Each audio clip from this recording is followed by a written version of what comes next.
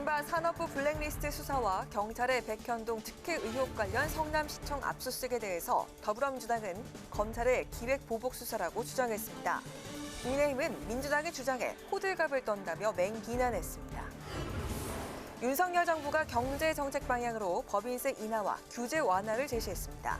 국민의힘은 민간 경제 활력을 위해 적극 협조하겠다고 밝힌 반면 민주당은 부자 특혜 정책이라며 실패로 끝난 MB 정책 시즌2라고 비판했습니다. 윤석열 대통령 부인 김건희 여사의 공개 행보 논란에 대해 국민의힘 내부에서 제2부속실을 부활시켜야 한다는 주장과 공약 파괴인 만큼 신중해야 한다는 정반대의 목소리가 나왔습니다. 민주당은 비선 실세 의혹을 연일 제기했습니다. 대기자의 시선으로 분석해보는 정가동향, 목요 정치클럽, 기자, 대기자. 오늘은 후반기 국회 원구성이 보름 넘게 지연되고 있는 가운데 법사위와 국회법 개정, 검찰 수사 등을 놓고 여야가 전방위로 대치를 이어가고 있는 전국 상황을 짚어봅니다.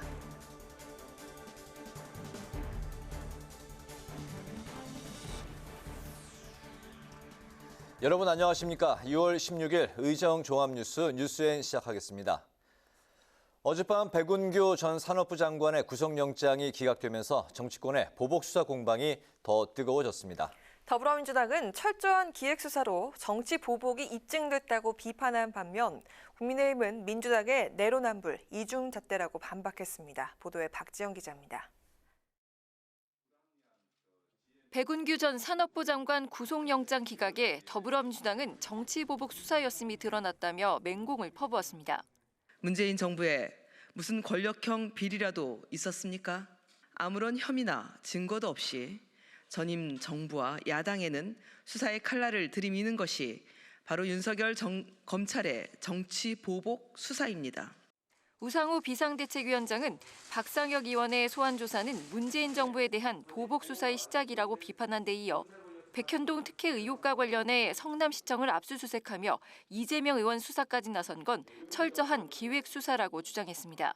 박재호 비대위원은 피의 사실을 흘리는 검찰의 행태가 구태스럽다고 비판하며 정치 보복을 할 경우 현 정권에 대한 강경 대응도 시사했습니다. 정치 보복을 하면 민주당도 이제 과거 시절에 있었던 걸 철저히 파헤치고 현 정권의 내로남불도 증명할 수밖에 없습니다. 국민의힘은 민주당이 검찰의 정상적인 수사에 보복 프레임을 씌우고 있다며 내로남불이라고 비판했습니다.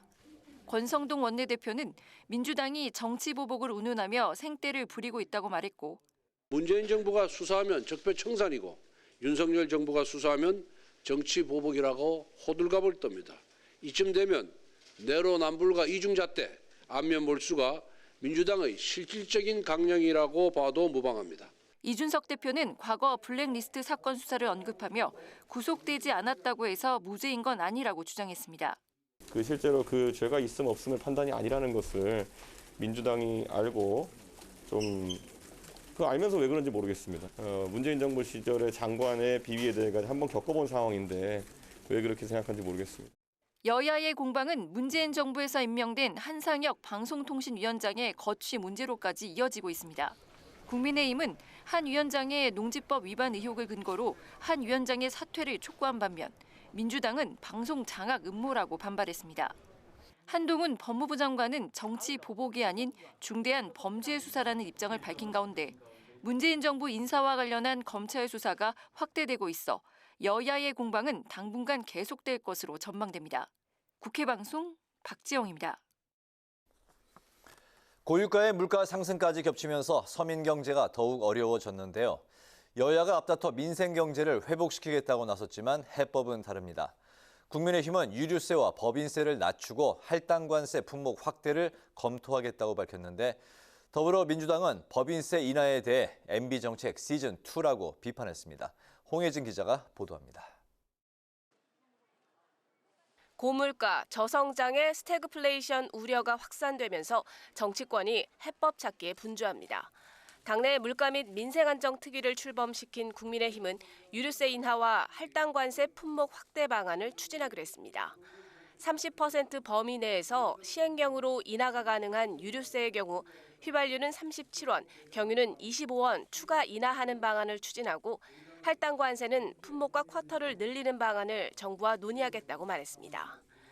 국민의힘은 법인세와 종부세 인하 필요성도 강조했는데 부동산세 부담 완화, 민간 활력을 높이기 위한 법인세 인하, 고유가 부담을 낮추기 위한 추가 유류세 인하 조치 등 모두 법 개정이 필요합니다.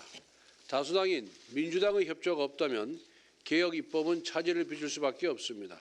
윤석열 대통령은 새 정부 경제정책 발표를 통해 구체적 계획을 밝혔습니다. 법인세 최고 세율은 현행 25%에서 22%로 종부세는 1주택자의 경우 공시가 11억 원에서 14억 원까지 공제 대상을 확대하겠다고 발표했습니다.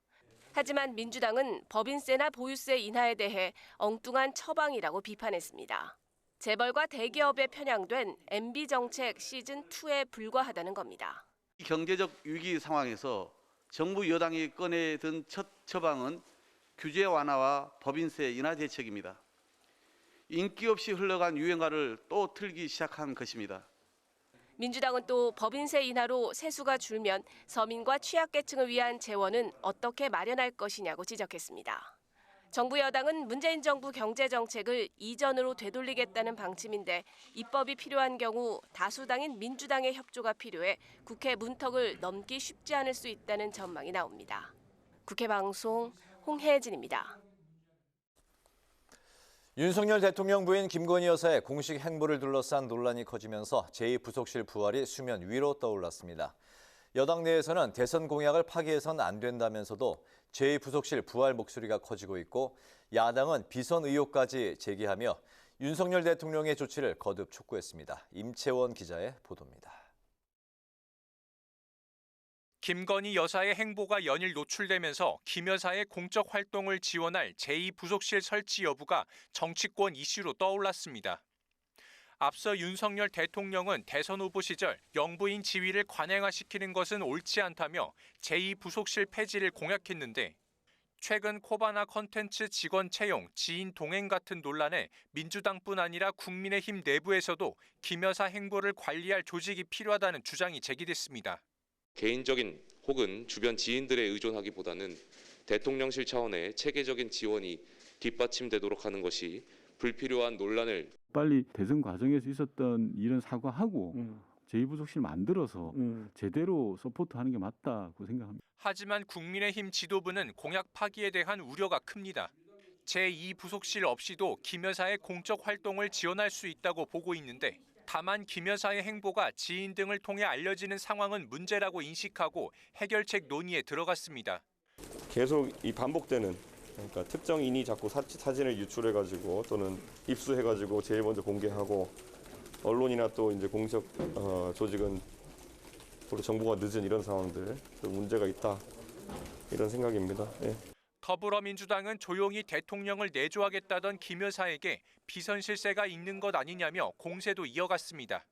무속 논란에 이어 김 여사가 봉하마을에 지인과 동행한 걸 문제 삼은 건데 윤석열 대통령에게 김 여사 측근의 공무 개입을 차단하고 비선 의혹을 해소할 조치를 해야 한다고 촉구했습니다. 공적 조직이 아니라 사적인 관계에 의한 비선이 공무에 개입하게 되면 국정은 사유화되고 혼란에 빠지게 됩니다. 윤석열 대통령은 비선 논란을 일축하고 제2부속실 부활에 대해선 차차 생각해보겠다고 밝혀 어떤 결정을 내릴지 주목됩니다. 국회 방송 임채원입니다. 국회 공백 상태가 장기화되면서 윤석열 정부 초대 내각 빈자리를 채울 장관 후보자들의 국회 인사 검증도 한없이 미뤄지고 있습니다.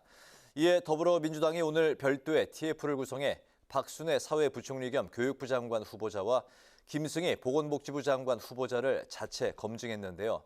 부적격 판정을 내리고 자진 사퇴를 촉구했습니다. 김희연 기자가 취재했습니다.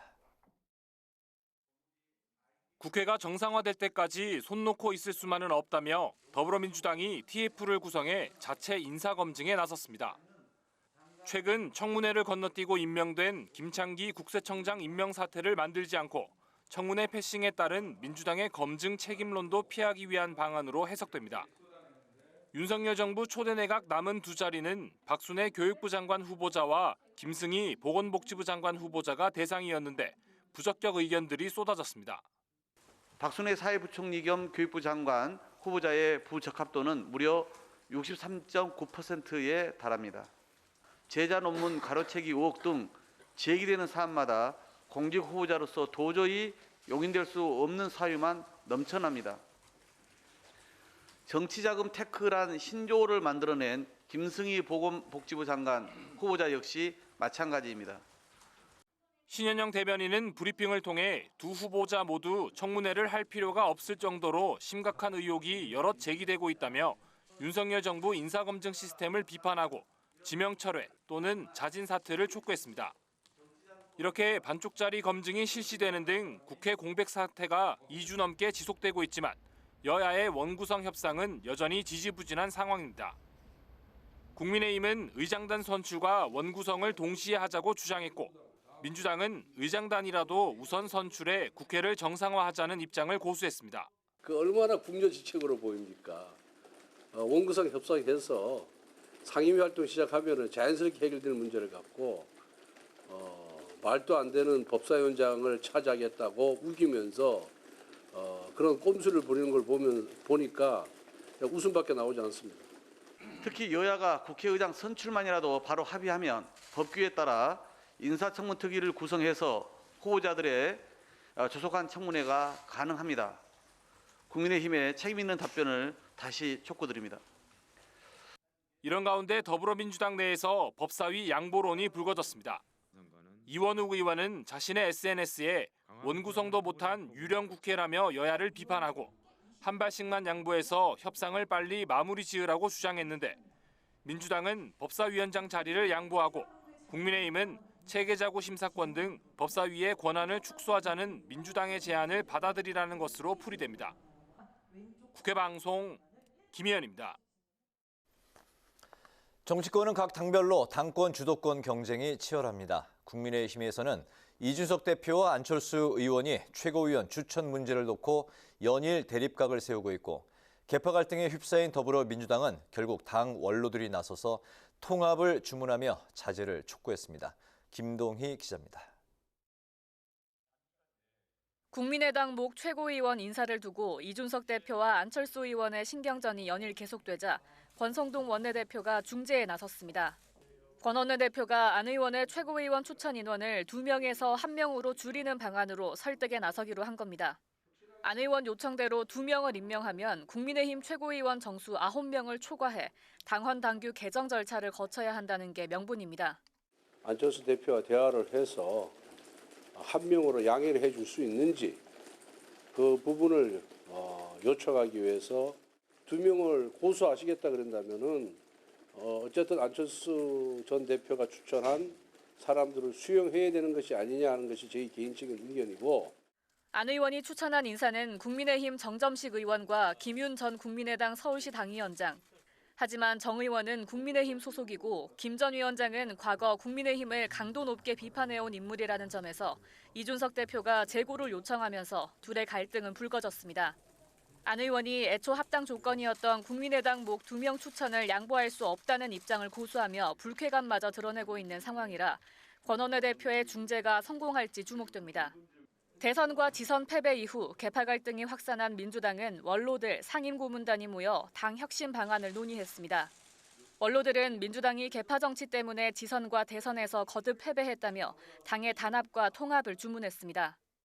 민주당이 정권 재창출을 못하고 지자체에서 패배한 근본적인 원인은 무엇보다도 계파 정치로 말미암아 분열과 갈등에서 오는 결과라고 저는 봅니다. 민주당이 상대의 잘못으로 지지를 얻는 반사체에 불과했다는 지적과 함께 자생력을 키우지 않고 남탓만 한다면 국민이 완전히 등을 돌릴 거라는 일침도 나왔습니다. 역시 이재명 책임론도 언급됐는데 계파 자체가 문제가 아니라 독점하려고 서로 싸우는 게 문제라는 조언이 나왔습니다. 책임 문제를 분명히 규명하고 그거에 따르는 그 소재를 분명히 하는 이것이 민주정당에서의 기본이죠. 그리고 책임질 사람이 누군지 다 알잖아요. 후보로 나갔던 사람 졌으니까 책임져요. 선거 패배 책임론으로 언급된 당사자 이재명 상임고문은 오늘 이 자리에 참석하지 않았습니다. 국회방송 김동희입니다. 국민의힘이 전기 등 공공요금 인상 전망과 관련해 문재인 정권의 무리한 탈원전 정책의 결과라고 비판했습니다.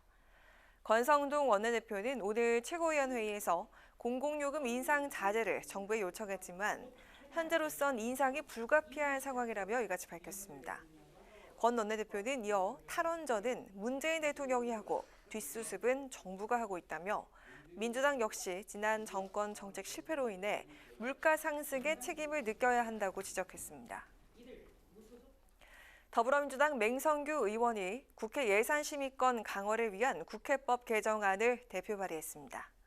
개정안은 1년 단위 특위체제로 운영되는 국회 예결위를 상설 상임위로 전환하고 예결위가 재정 총량과 위원회별 지출 한도를 심사 조정할 수 있도록 하는 내용이 담겨 있습니다. 맹 의원은 예산 심의 과정에서 국회가 무력하게 기재부 주장에 따를 수밖에 없다는 한계를 느꼈다며 법안 발의 배경을 설명했는데 국민의힘은 예산 편성권 강탈이라고 비판했습니다.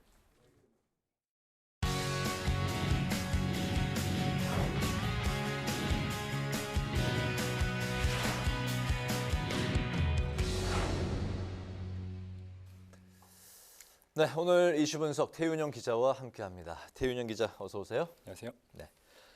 검찰의 백운규 전 산업부 장관 수사를 두고서 이게 그 정치 보복이냐 아니냐 여야 간 공방이 이제 치열한데 어제 백 전 장관의 구속영장이 기각이 되긴 했는데 이게 끝이 아니다. 다가 아니다 이렇게 해석이 나오고 있네요. 맞습니다. 어제 동부지법이 도주 및 증거인멸 우려가 없다는 이유로 이 백 전 장관에 대한 구속영장을 기각했습니다. 네. 이 백 전 장관은 이 문재인 장관 초기에 13개 산업부 산하 기관장에게 이 사퇴를 압박했다. 그러니까 이 전 정권이 임명한 인사들에게 영향력을 행사해서 나가도록 했다. 이런 혐의를 받고 있는데요. 여기에 더해서 한명숙 전 총리의 측근 인사를 한국지역난방공사 사장으로 앉히려고 이 면접 예상지를 미리 줬다. 이런 의혹도 있습니다. 네. 이 백 전 장관 입장에선 이번 영장 기각이 안심할 만한 결과다. 이렇게 볼 수 있겠습니다. 다만 이 법원이 기각 사유에서 범죄 혐의에 대한 대체적인 소명은 이루어졌다. 이렇게 밝혔기 때문에 범죄 혐의에 대한 여지는 남아있는 상황인데요. 어느 정도 혐의가 소명됐다는 건데 실제로 민주당 조홍천 의원도 대부분 소명이 이루어졌다. 이 부분을 가리켜서 다시 말해 유죄 심증을 갖기에 충분한 거다. 이렇게 해석했습니다. 이번 사건과 많이 닮아있는 이 환경부 블랙리스트 사건에서 3년 전 김은경 전 장관이 이 영장심사 단계에서 구속을 면했지만 결국 대법원에서 실형을 확정받았지 않습니까? 네. 그와 같이 이 백 전 장관 입장에선 그렇게 안심할 수 있는 건 아니다. 이런 분석이 나옵니다. 일각에선 전 정권 수사에 동력을 잃은 건 아닌가 이런 관측도 나오긴 하는데요. 검찰이 추가 수사를 통해서 구속영장 재청구를 검토하고 있는 만큼 앞으로 어떻게 진행될지 한번 지켜봐야 될 것 같습니다. 그렇군요. 앞으로 이제 그 윗선에서 또 대법원까지 갈 때도 또 이렇게 판결이 어떻게 나올지 지켜봐야 되겠다는 건데 이와 관련해서 이제 새로운 사실이 하나 더 이제 밝혀졌는데 뭐냐면은 당시 청와대 인사수석실 행정관으로 근무하던 그 현역 국회의원도 수사 선상에 지금 올라와 있다는 거잖아요. 그 민주당의 박상혁 의원. 청와대 윗선 수사까지 가는 게 아니냐 이런 이야기가 또 나오고 있네요. 맞습니다. 말씀해 주셨듯이 검찰이 수사 대상으로 꼽은 인사 바로 민주당의 박상혁 의원입니다. 네. 이 산업부 블랙리스트와 관련해서 청와대 의사를 전달한 중간 역할 그러니까 수행책이 아닌지 이렇게 박상혁 의원이 당시에 행정관으로 일했기 때문에 이 의원이 그런 역할을 했는지 아닌지 이렇게 의심하고 있는 건데요. 네. 결국 박 의원을 고리로 행정관으로 시작해서 그 이후에 비서관과 수석, 행정실장 그리고 마지막 대통령까지 이렇게 명령체계에 따라서 검찰 수사가 확대될 수 있는 상황입니다. 이렇기 때문에 야권에선 정치보복 아니냐 이렇게 비판하고 있습니다. 네. 근데 여기 이제 그치지 않고 검찰이 이제 더 수사하고 있는 부분이 있는데 특히 여성가족부가 지난 대선 때 민주당의 대선 공약을 대신 개발해 준 게 아니냐 이런 이 부분에 대해서도 지금 수사하고 있는 거죠. 맞습니다. 검찰이 여가부가 20대 대선에서 공약 개발을 해준 건 아닌지 이 정영애 전 장관과 김경선 전 차관을 이 소환조사 피해자 신분으로 소환조사를 벌였습니다. 네. 이 선관위는 지난해 11월에 이 민주당 정책연구위원회의 이 부탁을 받아서 이 공약 초안을 만드는 과정에 이 당시 여가부가 관여한 것으로 보고 김 전 차관 등을 고발한 바 있는데요. 앞서 국민의힘 하태경 의원은 제보받은 여가부 내부 메일 등을 근거로 해서 이 같은 의혹을 제기한 바 있습니다. 여가부 측은 공약 지원이 정부 관행이었다 이렇게 반박하고 있는 것으로 전해지는데요.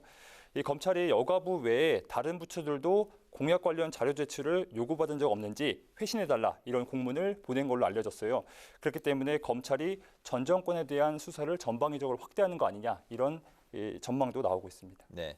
다시 백운규 전 장관 문제로 돌아와 보면 사퇴를 종용했다, 안 했다. 결국 검찰 수사로 지금 이어진 상황인데 근본적인 원인은 바로 공공기관 공무원의 임기 문제에 있지 않느냐 이야기가 지금 많이 나오고 있습니다.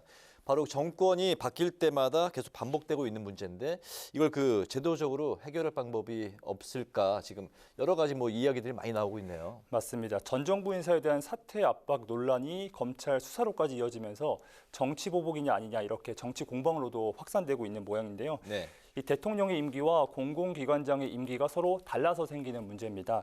대통령이 임명하는 기관장의 임기는 3년이고요. 이 상임이사와 감사의 경우 2년이 보장됩니다. 그렇다 보니까 새 정부 출범 이후에도 이전 정부에서 임명된 기관장이 재임하는 경우가 발생하게 되고요. 정부 주도 정책의 일관성 확보가 어려워지는 이런 문제가 나타나게 됩니다.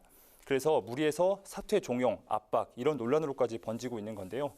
이와 관련해서 과거 정권 이 노무현 정부 말 때도 예금보험공사 사장 등을 임명하려다가 다음 정권 이명박 당선인 인수위가 자제해달라고 공문을 보내기도 했고요. 이명박 정부에서 박근혜 정부로 넘어갈 때도 역시 한국가스공사 감사 자리 등을 놓고도 갈등을 빚은 바 있습니다. 이렇게 계속 반복되다 보니까 이 문제를 제도적으로 개선하자 이런 움직임이 있는데요. 법 개정을 통해서 3년인 현재 기관장의 임기를 2년 반, 2년 6개월로 줄여서 5년인 대통령 임기에 맞추자는 겁니다. 지난 10일에 국민의힘 정우택 의원이 대표 발의한 이런 공공기관의 운영에 관한 법률 개정안인데요. 대통령의 임기가 종료되는 때에 공공기관의 임기도 함께 종료되는 것으로 간주하자 이런 내용도 포함되어 있습니다. 민주당도 원칙적으로 찬성하는 입장인 것으로 알려졌는데요. 현재 원구성 문제로 이 국회가 공전하고 있어서 논의에는 진척이 없는 상황입니다. 네, 이 문제 역시 이번이 처음이 아니라 매번 정권이 바뀔 때마다 반복되는 이야기인데 참 답답합니다. 맞습니다. 근본적인 원인, 해결책이 빨리 처방전이 나와야 되겠다는 생각이 드네요. 맞습니다. 네. 오늘 이슈 분석 태윤영 기자와 함께했습니다. 태 기자 수고했습니다. 수고했습니다.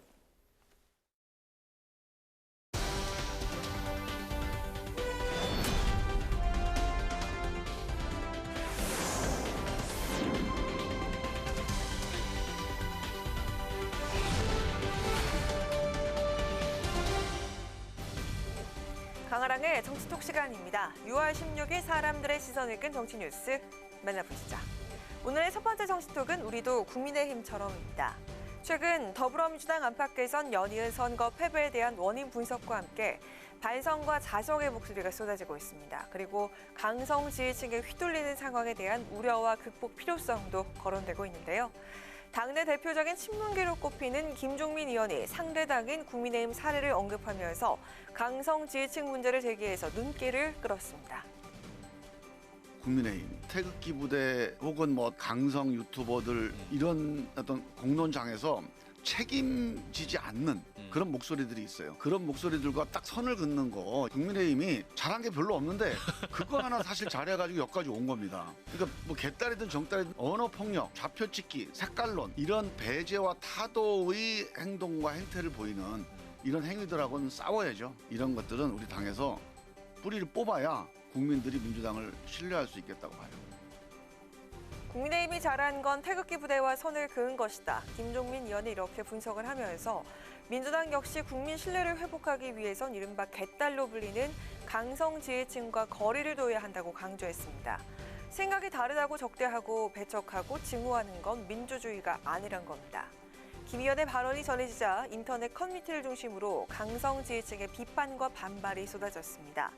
지지자를 무시하는 자충수다, 김 의원을 손절해야 한다 이런 주장인데요.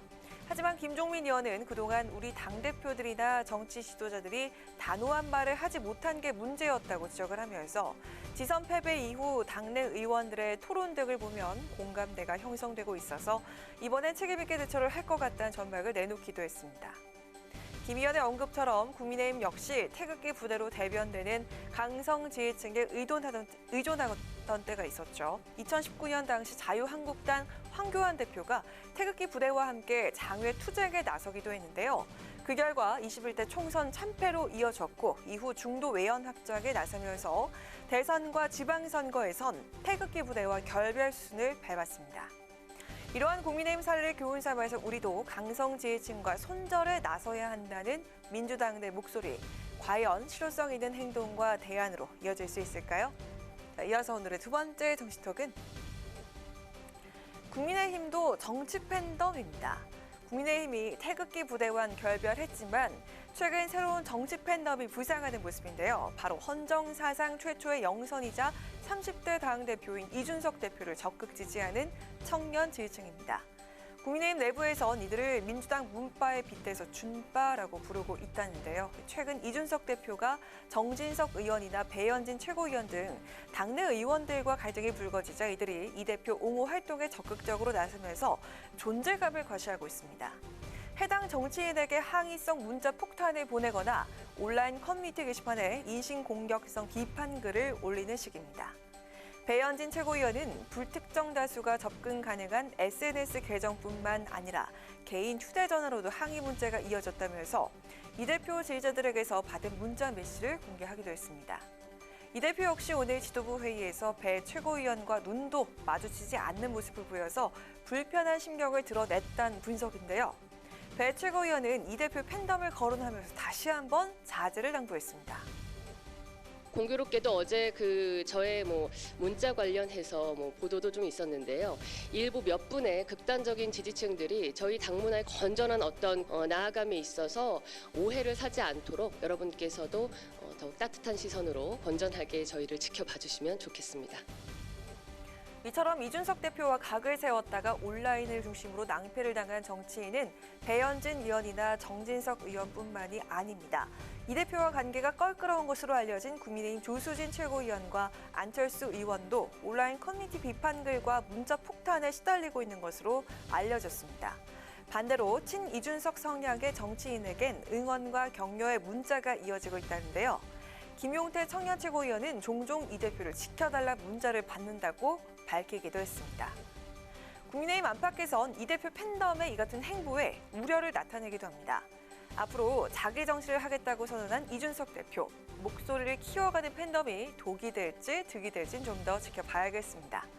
지금까지 강아랑의 정치톡이었습니다.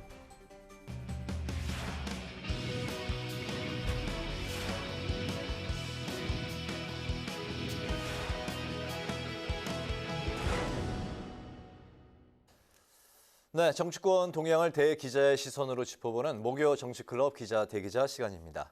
오늘도 최병목 전 TV조선 해설위원, 박찬수 한겨레 신문 대기자 두 분과 함께하겠습니다. 어서 오십시오. 반갑습니다. 예, 안녕하세요. 네, 오늘은 박 기자께서 발제를 해오셨죠? 예, 전 세계적으로 지금 경제 위기가 가시화하고 있습니다. 윤석열 대통령도 비상경제 체제를 얘기하셨는데요.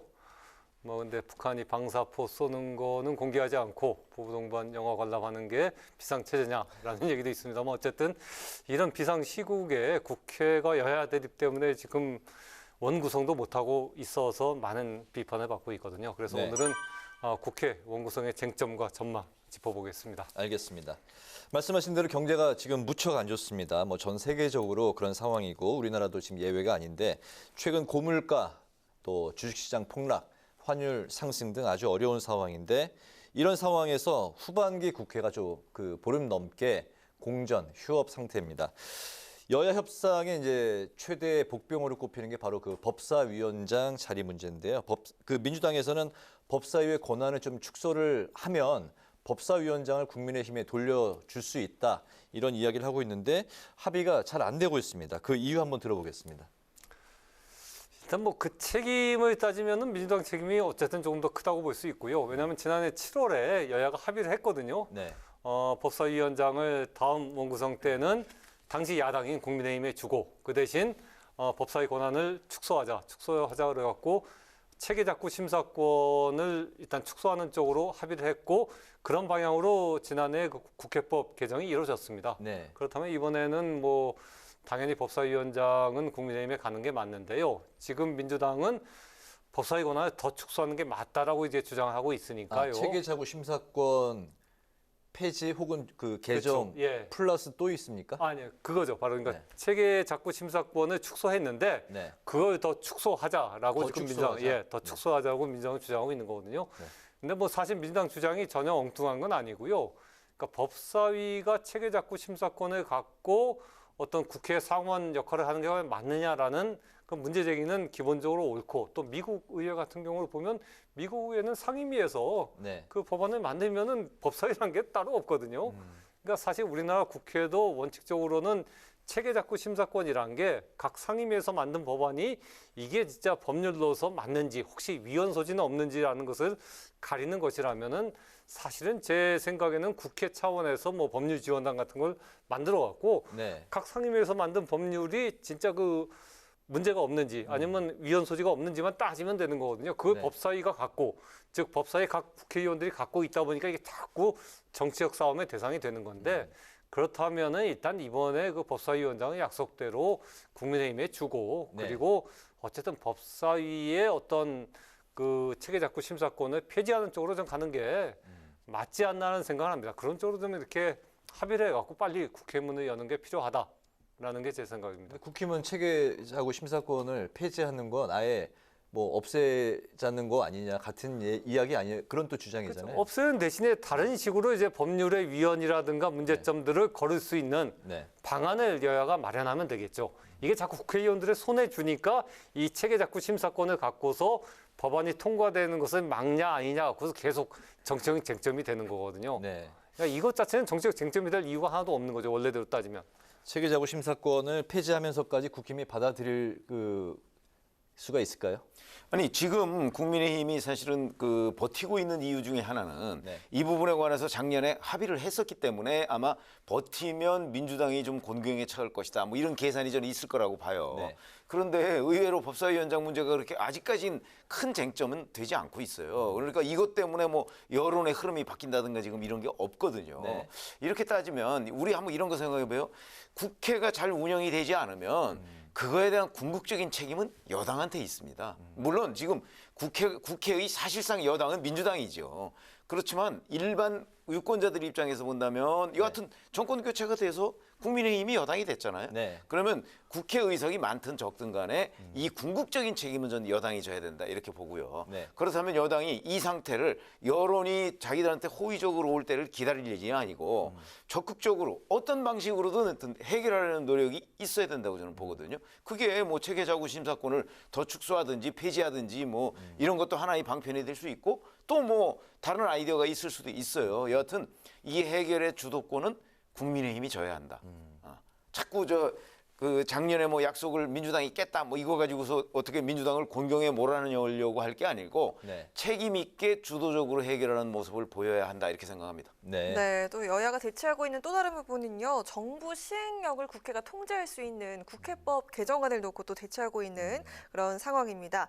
근데 이 법안이 사실은 처음이 아니지 않습니까? 여야가 바뀔 때마다 야당에서 발의가 됐고 여당은 늘 반대를 하면서 입장이 이렇게 바뀌곤 했는데 두 분은 이 시행령 통제가 되는 그 국회법 개정안 어떻게 보시는지 들어보겠습니다. 근데 뭐 잘 아시다시피 이게 처음 나온 얘기 아니라고 아까 말씀하셨죠. 2015년에도 비슷한 상황이 있었고요. 물론 네. 그때는 사실은 그때 유승민 원내대표 같은 경우는 이제 국민연금 개혁 이 문제를 가지고 공무원연금 개혁 네. 이 문제를 가지고 당시 야당인 새정치민주연합하고 합의를 할 필요성이 있었어요. 그래서 본인이 조금 이거는 해주면 안 되겠다 싶은데도 바로 새정치민주연합의 도움을 받기 위해서 이제 합의한 측면도 있거든요. 그래서 네. 지금과 상황이 완전히 똑같은 건 아닌데 문제는 입법부가 행정부를 견제하는 정도에 그쳐야지 통제하는 수준까지 가면 안 된다. 그런 점에서 본다면 지금 바로 조홍천 의원이 낸 것처럼 수정 요구권까지 갖는 거는 저게 실제 무슨 그렇게 큰 의미가 있을까 싶은 생각도 들어요. 왜냐하면 강제할 수는 없잖아요. 만약에 수정 요구권을 행사를 했는데 행정부에서 안 들으면 어떻게 하겠어요? 그렇다고 조홍천 의원은 강제성이 있는 거다 또 이렇게 언급을 했네요. 있기는 뭐가 있어요. 안 하면 고만이지. 안 하면 예를 들어서 거기다가 뭐 무슨 벌칙 조항을 넣을 것도 아니고 네. 그렇기 때문에 제가 보건대는 그냥 견제 수준에 그쳐야지 지금 조홍천 의원은 마치 통제하려는 인상을 상당히 주는데 이건 잘못된 거다 이렇게 생각합니다. 네. 네. 예, 저는 이게 기본적으로 그 대통령제의 어떤 본질적인 딜레마하고 관련이 돼 있다고 봅니다. 대통령의 권한을 어디까지 인정할 것이냐.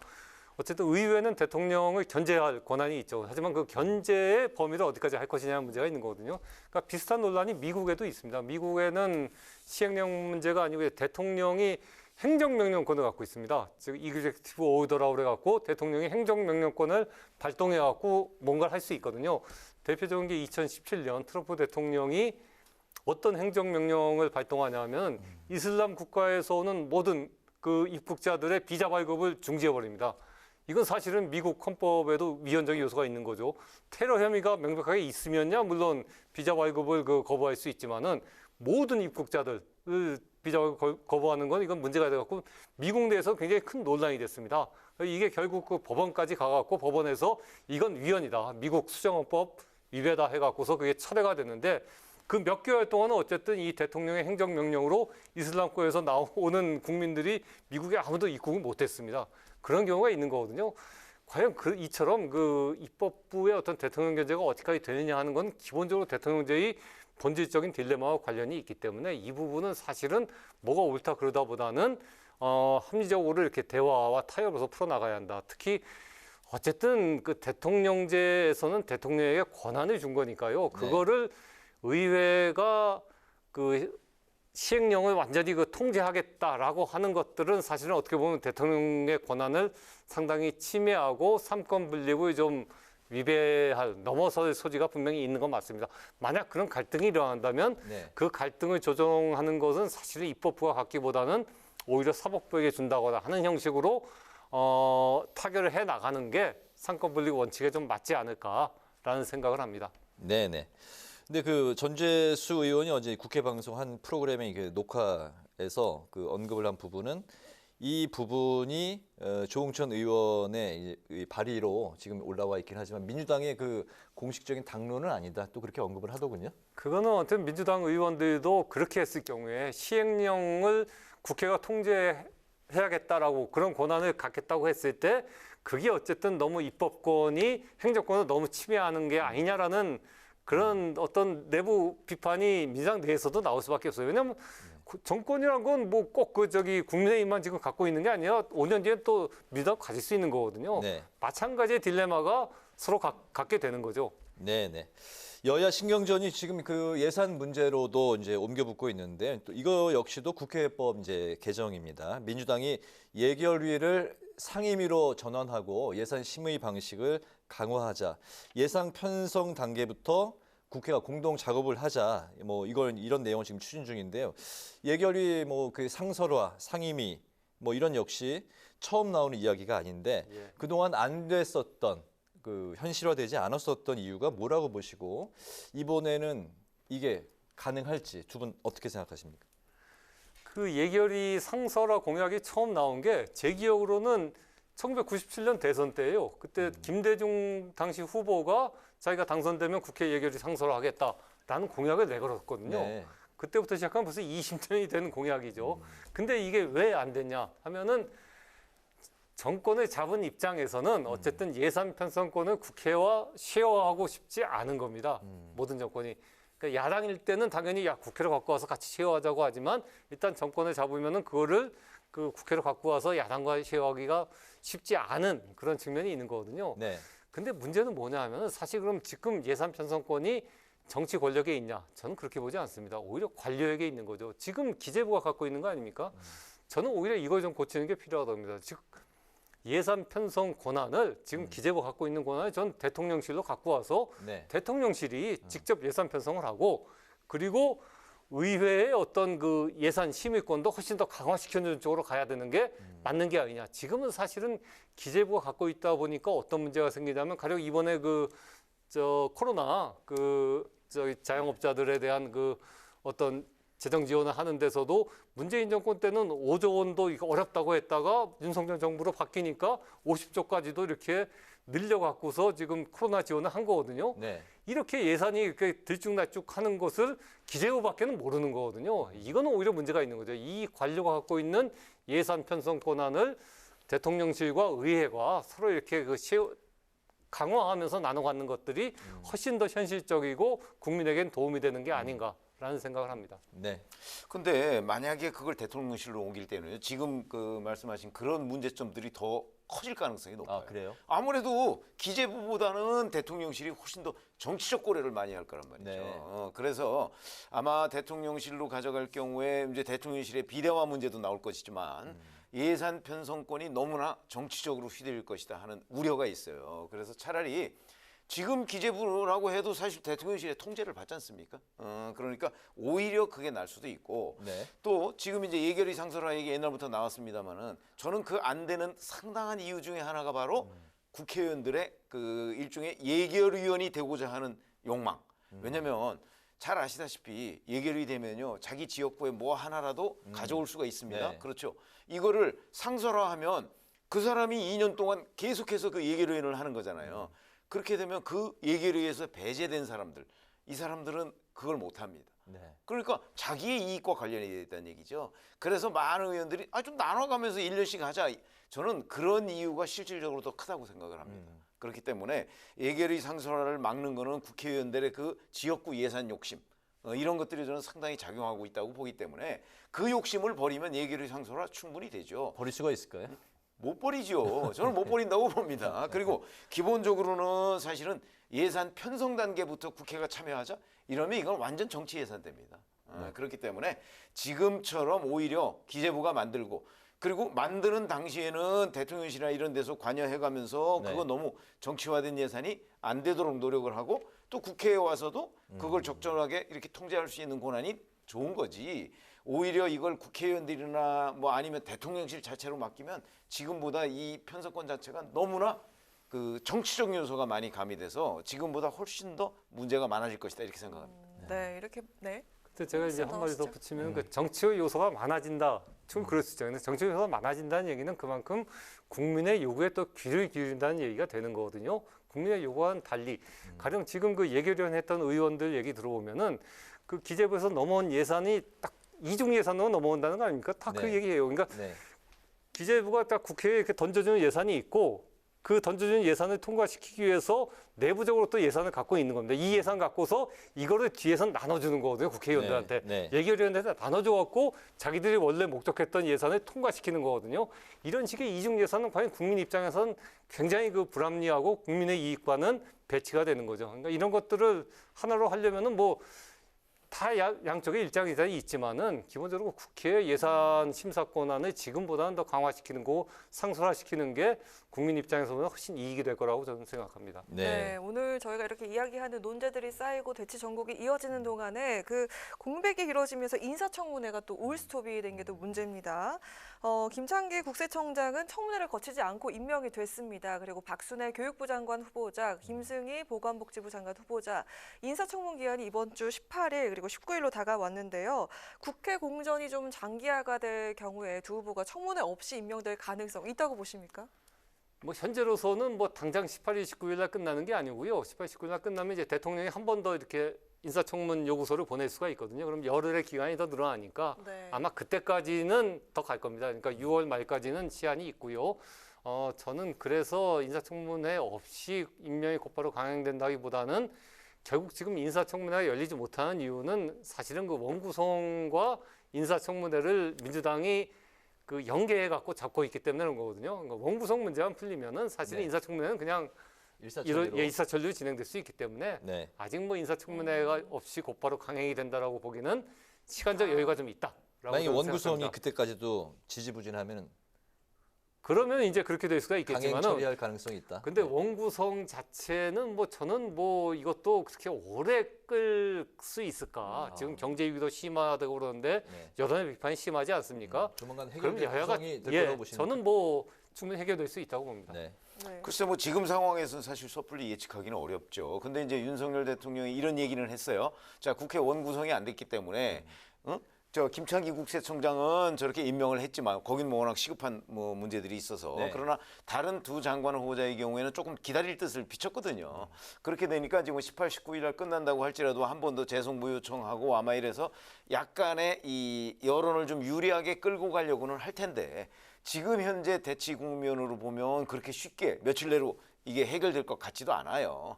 근데 만약에 계속해서 마냥 기다릴 수는 없는 거 아니겠습니까? 그러니까 아마 며칠쯤 지나다 보면 다시 또 이제 윤석열 대통령이 결단을 할 시기가 올 것이다. 그래서 최악의 경우는 뭐 청문회 없이 임명도 가능할 것이다. 이렇게 생각을 합니다. 네. 다음은 이제 산업부 블랙리스트 의혹 관련 이야기인데요. 이 수사 과정에 민주당 박상혁 의원이 이제 수사 대상에 이제 포함이 되면서 이게 정치 보복 시작이다, 적폐 청산이다 이렇게 여야가 이제 대립각을 세우고 있습니다. 법원이 이제 어제 블랙리스트 의혹을 받고 있는 백운규 전 산업부 장관에 대해서 구속영장을 일단 기각을 했는데 앞으로 이제 영장 심사가 기각이 됐지만 대법원에서 또 유죄로 판결이 났던 전 환경부 장관 사례도 있기 때문에 지금 민주당도 이제 안심할 수가 없는 상황으로 언론에 나오고 있는데 향후 이 수사가 더 윗선 뭐 그 문재인 대통령 이야기까지 나오던데요. 이 수사 윗선 수사 여부 앞으로 두 분은 또 어떻게 전망을 하고 계십니까? 저는 이 영장 기각 문제는 우리가 정치적으로 볼 게 아니라 사실 원칙적인 입장에서 보는 게 맞다고 보는데요. 그러니까 그 법원의 영장 기각 사유를 보면 그거거든요. 증거 사실에 대한 그 수사가 거의 다 이루어졌기 때문에 이제 증거인멸의 우려도 없고 도저히 우려도 없다. 그러니까 굳이 뭐 구속적인 수사할 필요가 있느냐는 거거든요. 이게 맞는 입장이죠, 사실은. 그러니까 사실은 구속 수사를 안 하기 때문에 윗선 수사가 어려워질 거다라는 거는 굉장히 아웃 오브 데이트한 생각이고요. 이제는 사실은 불구속 상태 수사, 불구속 수사를 원칙으로 하면서 그런 상태에서 수사를 진행시켜 나가는 게 기본적인 검찰의 어떤 수사 기법과 방향이 되는 게 맞죠. 그렇게 된다면은 사실은 뭐 불구속됐다 그래갖고 앞으로 수사가 어려워지거나 그렇게 볼 수는 저는 없다. 그렇게 생각을 합니다. 향후 그 더 윗선으로 수사가 그 올라갈 가능성은 어떻게 전망하십니까? 이 사안은 사실은 이미 여러 번 그 반복이 된 건데요. 김은경 환경부 장관이 비슷한 사안으로 수사를 받았고 올 1월에 이미 그 징역 2년의 유죄 판결, 대법원 확정 판결까지 받았거든요. 또 그 앞에서는 김기춘 전 청와대 비서실장이 비슷한 사안으로 직권남용 혐의로 기소까지 됐고요. 이미 그런 여러 가지 그 전례가 있었는데 그 자체가 곧바로 이렇게 대통령에까지 연결된 경우는 없었거든요. 그런 보면 지금으로서 물론 이제 그 검찰의 생각이 어떨지는 뭐 모르겠습니다. 지금 단계에서 이것이 문재인 대통령까지 올라갈 것이다라고 단언하기에는 저는 좀 더 지켜봐야 된다. 쉽지 않다라고 이렇게 생각을 합니다. 근데 블랙리스트의 구조를 보면요. 결국은 블랙리스트라는 게 뭡니까? 결국은 대통령을 만드는 데 기여한 사람들을 자리를 만들어주기 위해서 사실은 그 기존에 있던 사람들을 빼내는 작업이잖아요. 그러니까 결국 대통령이 관여 안 될 수가 없어요.